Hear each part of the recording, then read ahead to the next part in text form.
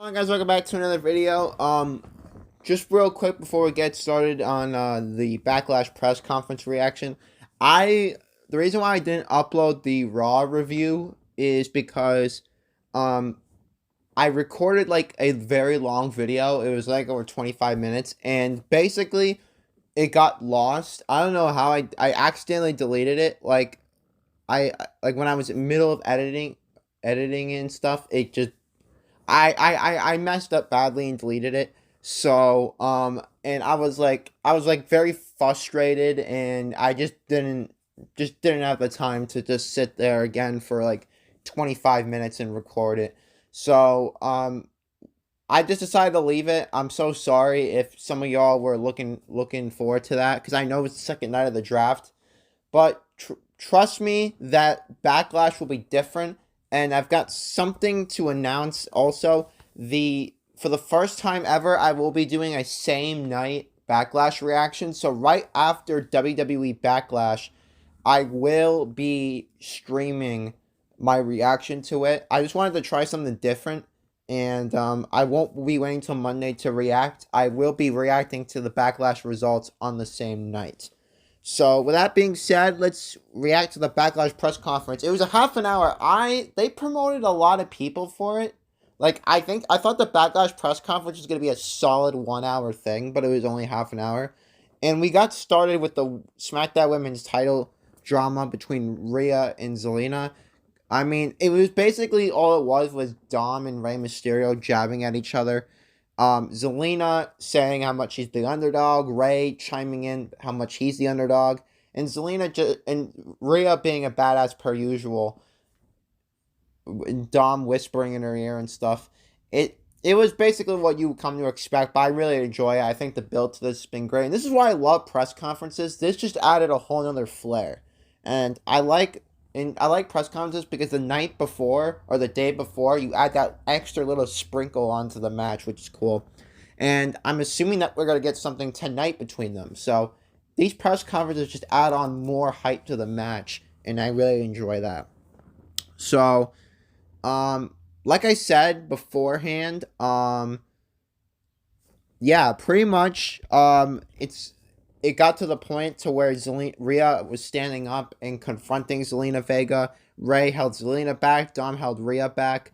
That kind of traditional stuff.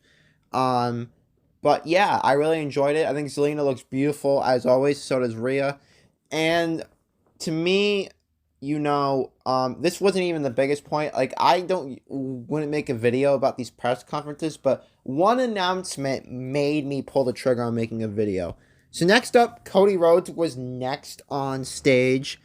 And before we get to the Cody Rhodes part, Bad Bunny and Damian Priest confronted each other, as we expected, and Damian Priest shoved Bad Bunny to the ground. Bad Bunny was about to go at Damian Priest. Damian Priest was about to go at Bad Bunny. Triple H stopped that from happening.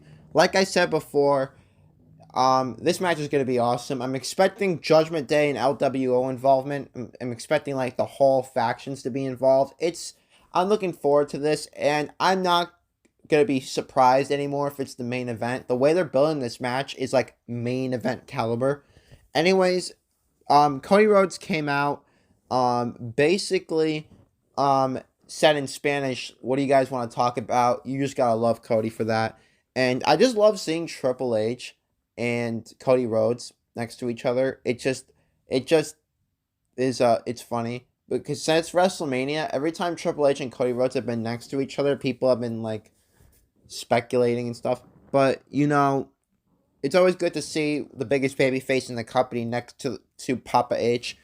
But Cody Rhodes just pretty much said in Puerto Rico, "I'm going to kick Brock Lesnar's ass." And Cody Rhodes also confirmed his appearance tonight for SmackDown, which is always great because he's going to show up on SmackDown before Roman does. And Cody Rhodes is a Raw draftee.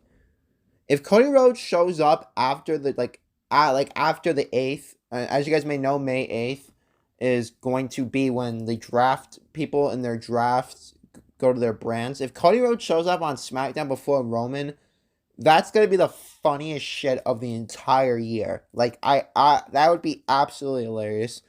But all Cody Rhodes pretty much said in this press conference is, I'm going to kick Brock Lesnar's ass. This is personal, yada, yada, yada. Let's get to the announcement that is the reason why I made this video.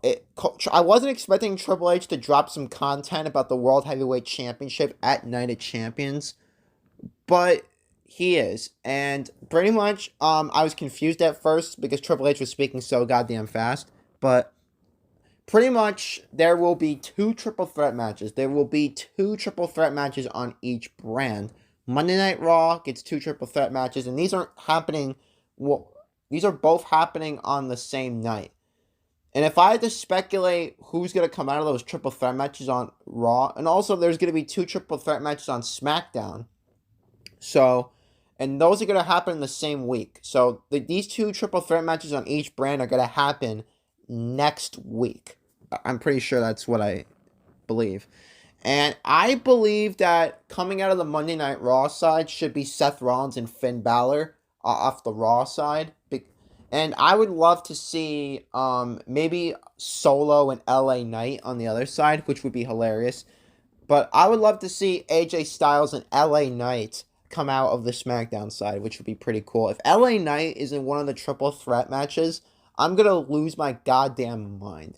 But the winners of each of those triple threat tournaments will face each other at Night of Champions for the World Heavyweight Championship. So pretty much SmackDown's going to get an opportunity to go after the World Heavyweight title.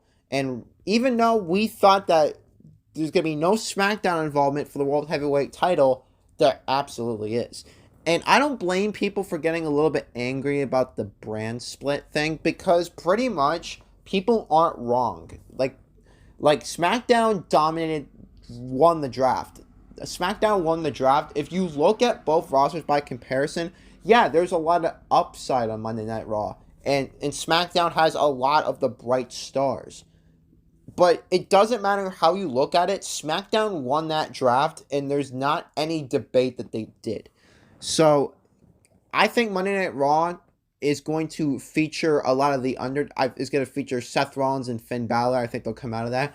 But probably we'll see like Chad Gable, and we look at the Raw roster, I am going to be more intrigued to see who's in the Monday Night Raw triple threat matches. Like, I can think of, off the top of my head, who's going to be in the SmackDown triple threat matches, but the way Raw rosters is, I'm going to be very interested to see who represents Raw in the triple threat matches. Triple H, overall, this booking decision is awesome. I think triple threat matches are so damn good, and every time we've seen it.